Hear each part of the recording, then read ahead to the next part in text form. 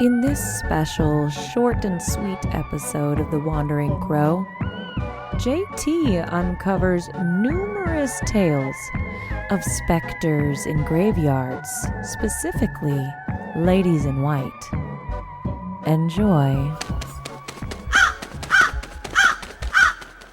You know, the city of Mesa has quite a large cemetery. My wife's father is buried there. There's family in the cemetery, lots of different family. The cemetery is quite large and it's been around for quite a long time. There is a legend, a local legend, of a ghost of a grieving mother clad in white that wanders the grounds in search of her child, her mournful cries piercing the night.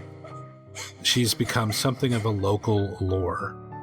There are people that often walk by the cemetery at night and either hear her crying or see her. When they try to approach her, she disappears. Now, there are many stories in cemeteries of ghost woman in white. There's a cemetery in El Paso, and I looked up the Lost El Paso Paranormal Community, and the author of this little short article is Heather Shade, and she went in there with a team to actually investigate the story of Lady Flo, the woman in white, in the Concordia Cemetery in El Paso, Texas. Lady Flo was an African-American socialite, cattle rancher, and philanthropist who lived in El Paso, Texas. She arrived in the area in 1882 and subsequently fell in love with and married an Irish lord. She was born in 1860-something and then died in 1913. And the area near her grave is also a location where the Concordia's most famous spirit, the Lady in White, is most often seen to manifest. So there's speculation that she is this Lady in White. So that's a question mark as to whether that's actually her or not. That's what they're speculating. But they see this Lady in White. They report seeing an apparition of a tall, statuesque woman dressed in elegant white and fine hat with a veil gliding across the cemetery grounds. She's been seen by visitors and security guards alike, both in the nighttime and in the daytime. And she's usually walking from her grave towards the front of the cemetery. At times, she is said to stop and nod her head or tip her hat at observers. Wow. Friendly. And one of the crew, as part of this Lost El Paso Paranormal, has actually seen her. He was photographing another team member at the beginning of a tour. The team member was in costume, wearing a long white wedding gown. And later, he thought he saw a woman in a white gown standing under a tree in one of their infamous vortex areas of the cemetery, which I didn't look into that and don't have any more information about that, unfortunately, because that would be very interesting to connect a vortex to a spiritual sighting like that. Yeah. So he saw her, then looked away for a split second. When he looked back, she was gone. So then I found other in Tennessee. There's the haunting of the Old Gray Cemetery. And this is a very long story with a lot of background and detail. Then you better tell it really well. I better tell it really well then. Because this is a story. Put on your storytelling voice. In the summer of 1879, Martin Woody seemed to have it all. A successful business, a beautiful wife, healthy children, a modern house in a coveted neighborhood, and a position as one of the best-known young businessmen and building professionals about town. This is in Knoxville, Tennessee, by the way. He was Knoxville's largest producer of bricks, with his workmen having constructed some of Knoxville's finest buildings, among them Woodruff's on Gay Street, the Carpenter, Ross, and Lockett building next door, Albert's Drugs at 14th Market Square, and all the city's schools built from 1872 to 1881. In Anderson's addition, now known as Happy Holler, that's the area where this is, he planned to build houses, offices, and stores as part of an upscale development of the Central Avenue extension in the new suburb of North Knoxville.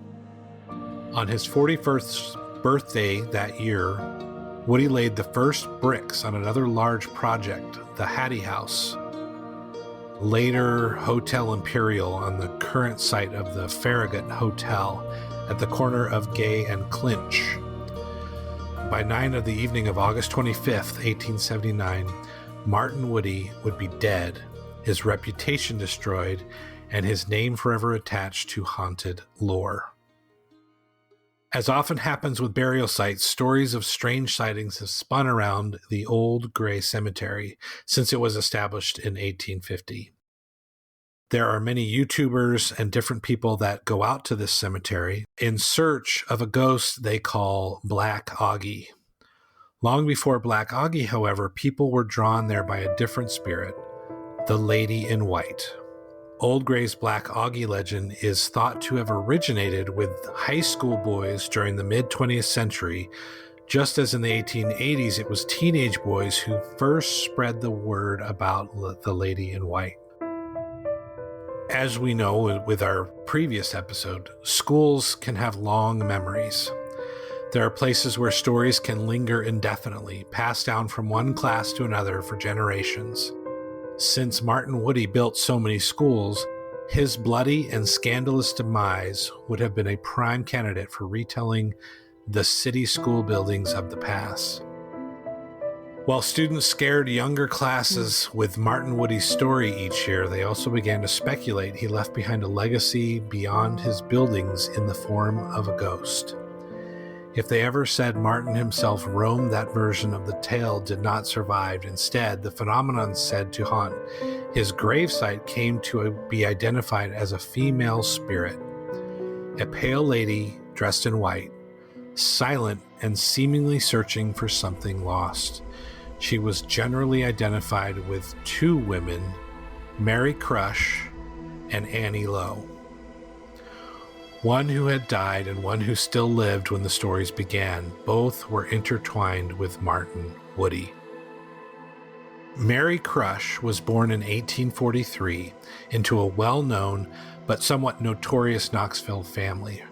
Her grandmother, still known to everybody as Polly Crush, despite officially being Mrs. Sam McClanahan for years, was a formidable businesswoman who lived life very much on her own terms.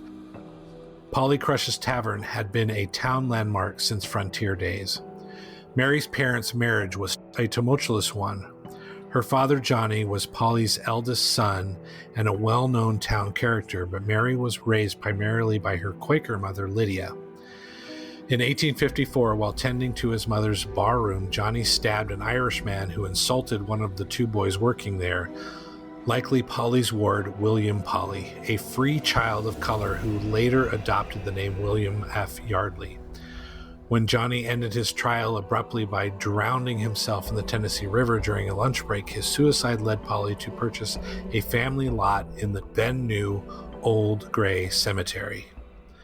It all fits together in this story. It's kind of crazy. The build. I'm waiting. What? I'm waiting. You're waiting the build. Yes. I'm like, wait, who? Better. What? What's happening? I know. I'm, all right? I'm trying to follow. He drowned himself. That's integrity. Yeah, I don't think I believe that, but okay, let's go.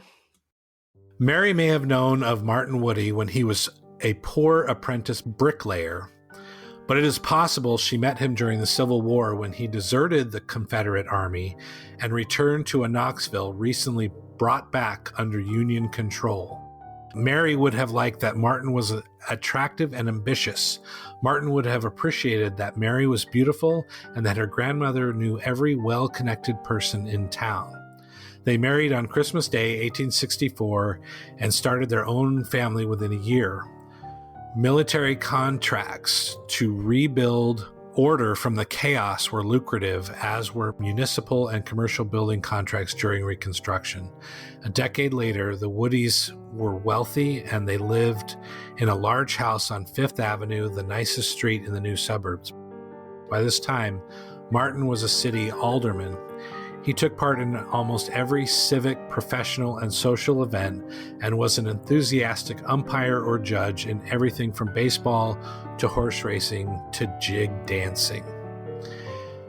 Annie Lowe, the second woman, her story is less well documented. Newspapers say she came from Coal Creek, but her origins likely lay closer to Knoxville, in Blount or western Knox County near Ebenezer. Arriving in town around 1877, she was 10 years younger than Mary, in her early 20s, and soon caught Martin Woody's eye. There's no record of how the two met, but newspaper accounts recount the story of the bitter end of their tryst.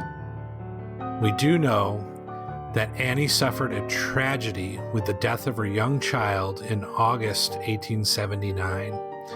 Soon after the burial at Cedar Springs, she and Martin argued in her boardroom during the event of August 25th. The Knoxville Chronicle refused to say why.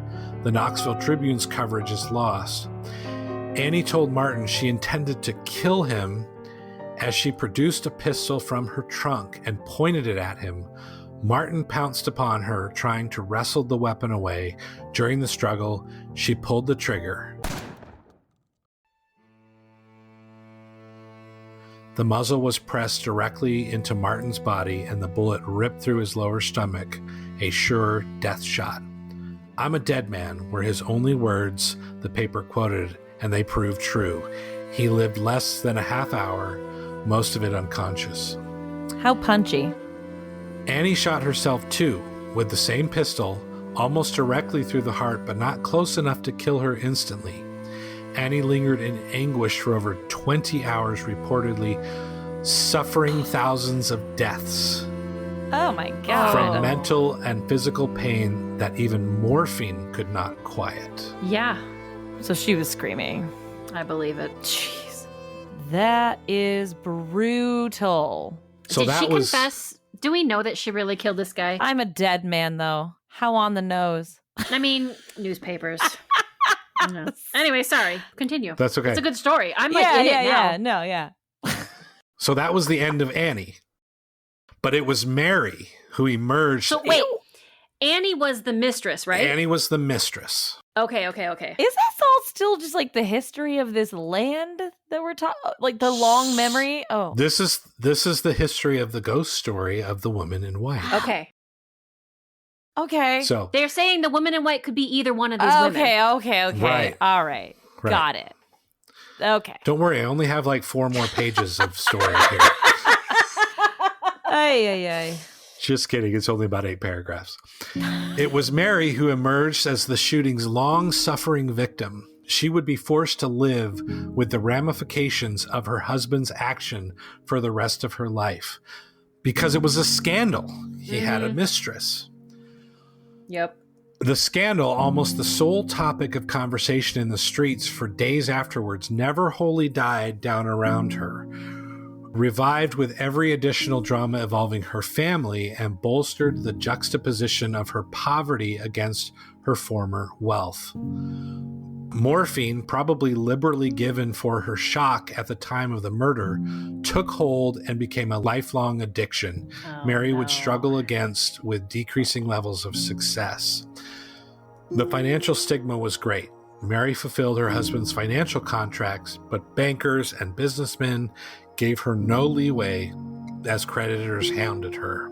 The business went bankrupt within a year. All assets were seized. Her fine home sold at public auction. Mary only raised enough capital to buy back one small piece of the tract where Martin once planned to build his showpiece community. No longer viewed as valuable by other bidders, lots 17 and 18, the corner of Central and Anderson, today the location of the Pirate Tavern in the heart of Happy Holler. Mary tried her hand at running a grocery, then construction. She built 4 small houses, living in one and renting the others. One by one, she lost them to tax or debt. The social stigma was greater, and she remained a pariah in the community. Remember, she didn't really do anything wrong. She just was the wife of a cheater. Wow. That's so f***ed up. That sucks. So by 1888, Mary lived in severely reduced circumstances on her small portion of the suburb Martin Woody once took as an active part in developing. North Knoxville was growing with its own market square called Central Market, and a steady increase in homes and businesses, but the newly developed areas were still interspersed with sizable, unclear stretches that the locals called the Pine Woods. Dense, dark, and usually lonely, the Pine Woods were regarded as somewhat foreboding, perhaps even dangerous. Some residents still use them as shortcuts and sometimes for other purposes, more private or nefarious actions. The slowly declining plantation of Springdale marked the edges of the neighborhood on one side, overseen by the aged, sharp-tongued Sophia Park Churchwell, known as the widowed Aunt Moody.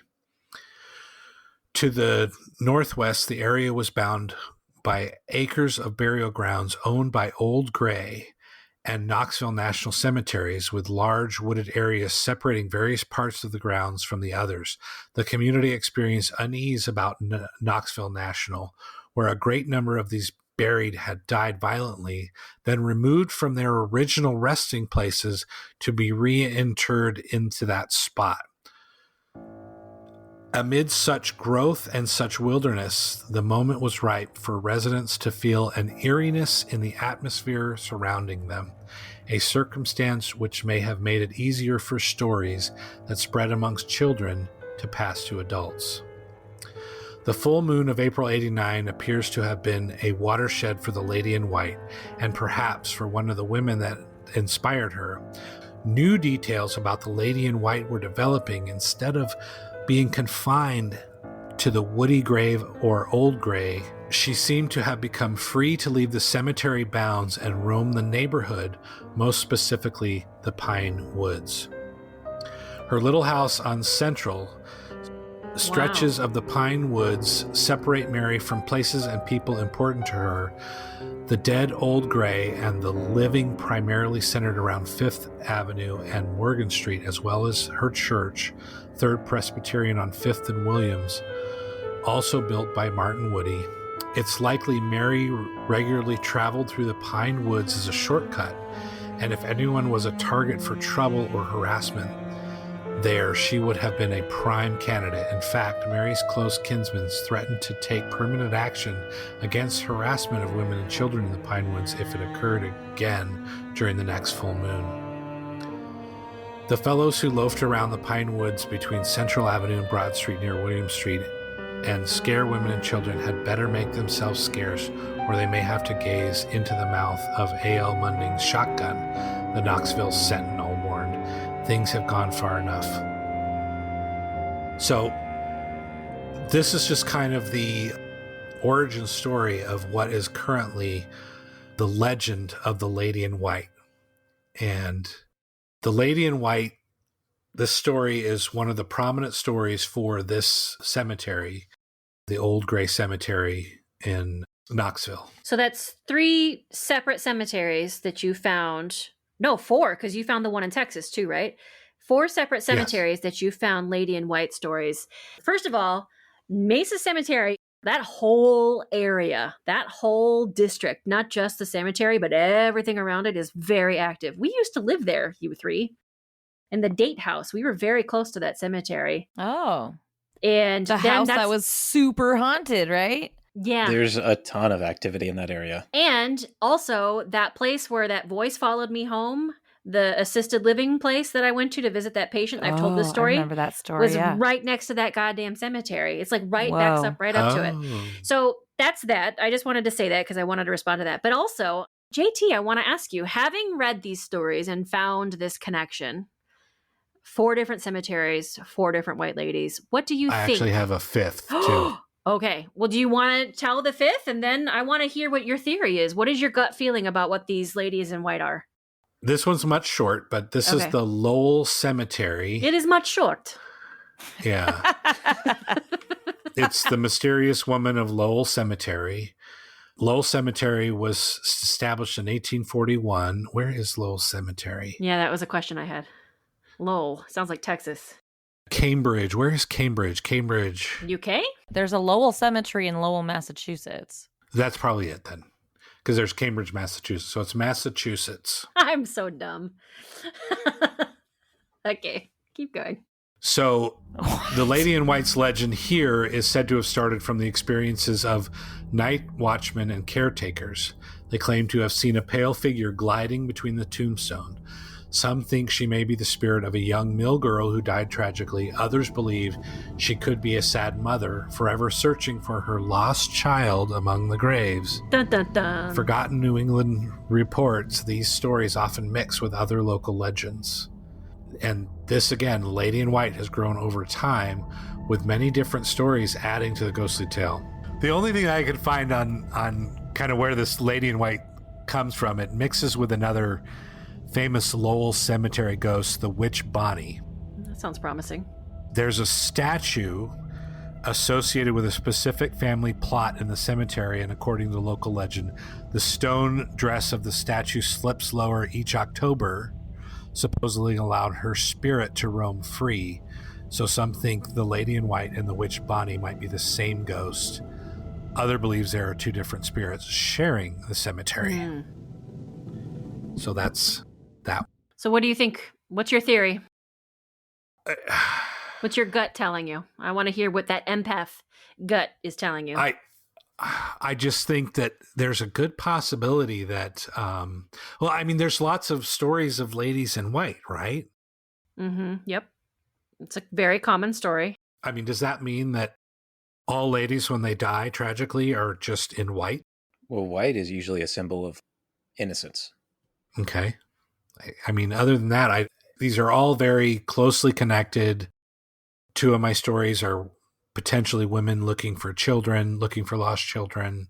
The Lady in White in Tennessee is quite a twisting, crazy story.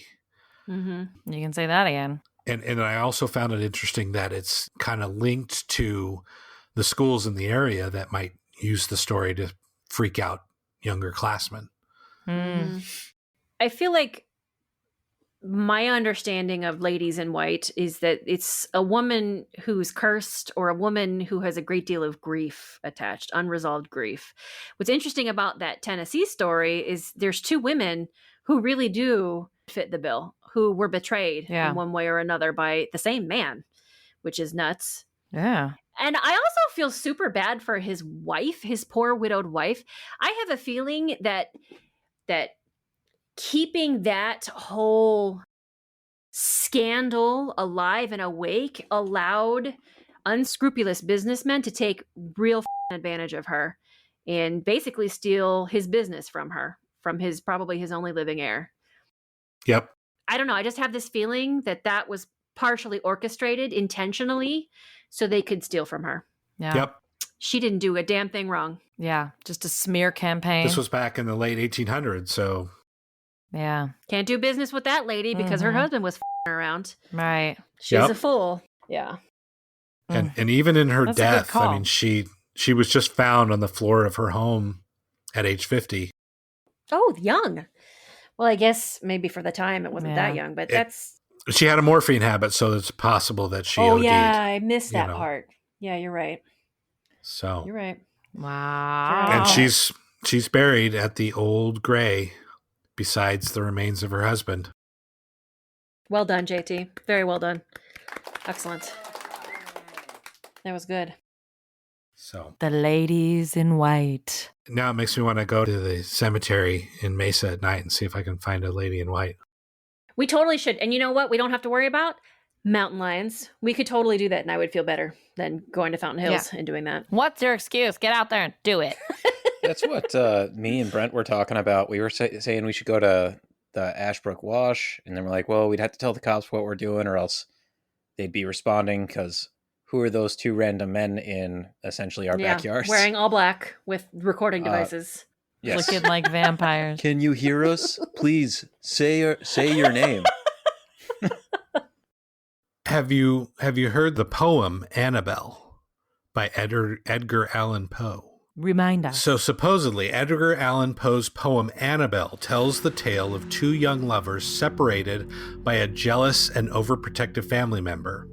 After Annabelle's father discovers their various liaisons in the Unitarian Church, Annabelle is locked in her room away from the soldier of her dreams, and some months later she dies of yellow fever. The soldier returns from his duties in Baltimore and hears the disheartening news. He is not allowed to attend the funeral, and the father blames her death on the man, so he travels to the cemetery to see his lover's grave, but it is nowhere to be seen. The father had buried 6 different graves for her, all without headstones, to confuse her fawning beau. This young soldier's name was Edward Allen. Does that sound vaguely familiar? Mm-hmm. It was the moniker Edgar Allan Poe used to lie his way into the army. He was 18. How bold. Yeah, and 21 was the required age for enrollment at the time, while the tale describes a soldier named Edward Allen, whose real pseudonym was Edgar A. Perry.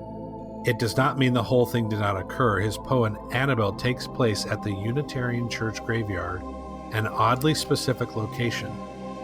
So the odd thing is there's a story of a woman they see in white, often roaming around the cemetery at night.